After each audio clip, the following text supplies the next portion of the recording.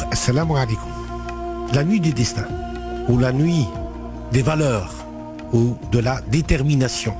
Il y a beaucoup de traductions pour désigner cette nuit symbolique où le Coran a été pour la première fois révélé au prophète Mohammed dans la grotte de Hira, le lieu à côté de la Mecque, la montagne où il était en retraite. Et cette révélation est symbolisée par la nuit entre le 26e et le 27e jour du mois de Ramadan, et certains disent les 10 derniers jours du mois de Ramadan. Mais elle est une nuit spécialement où les musulmans, surtout ceux d'entre eux qui ont une relation plus profonde, plus spirituelle, plus intime avec cette révélation, vont prier plus intensément, méditer plus intensément, parce que cette nuit est pour eux la nuit où le ciel se rapproche de la terre.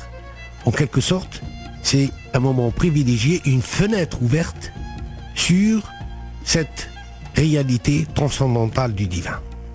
La parole de Dieu est venue et s'est mise à la mesure de la compréhension humaine, à la dimension de l'intellect humain. Cette parole qui était à l'origine lumière, sans mots, sans lettres, s'est fait lettres, mots, phrases, et est venue pour éclairer à travers des notions humaines, la parole humaine, le verbe divin, va communiquer, arroser, guider, féconder la conscience de l'être.